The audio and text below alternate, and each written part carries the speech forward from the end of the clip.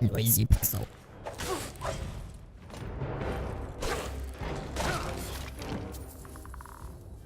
I'm not one to mind monetization of games if they don't impact the actual game.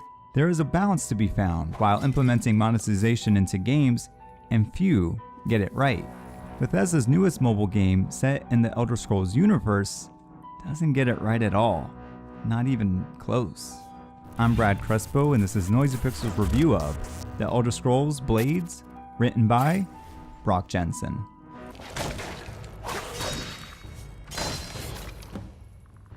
The Elder Scrolls Blades allows players to create a character who is a member of an agency to the Empire known as Blades.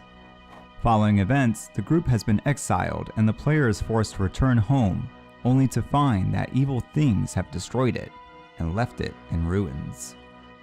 So, cue the music montage, because now it's up to the player to rebuild the town and live happily ever after.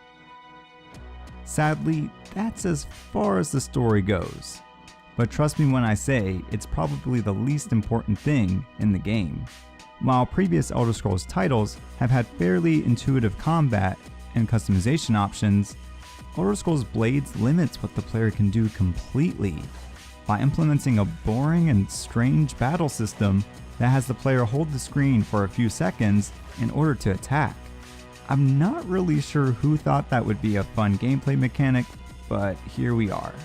After a few battles, you'll gain some materials that can be used to build up your town. However, everything you can build is locked with a time block of a few minutes to a few hours. Story quests are even locked behind the creation of these structures, so sometimes it's impossible to progress unless you wait. With that said, there's also the option to use gems that will speed up the time. These gems are extremely rare to find, but can be purchased. A surprise to no one. In addition, chests are even locked behind a timer, and while the chests in the early portions of the game can be unlocked in 5 seconds, the later chests will require more time and even gems to unlock. And let's hope you didn't run out of chest space either, because you can pay to expand your inventory. Literally everything and anything you can think of, Bethesda has monetized it.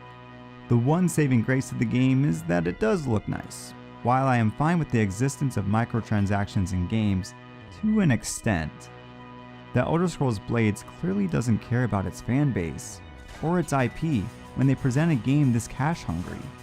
While the Elder Scrolls Blades is technically still in early access, there still isn't any excuse to have dull gameplay and a monetization system that literally requires you not to play the game at certain points to progress without having to spend any money. So I think you're better off just picking up an Elder Scrolls title on console. I promise you'll have a lot more fun with that. Noisy Pixel is giving the Elder Scrolls Blades a 3 out of 10. Thanks for watching. You can read our full review at noisypixel.net. Noisy Pixel is ran by a group of gamers who work hard to deliver news, reviews, previews, and more. Please subscribe to keep up with all of our future content.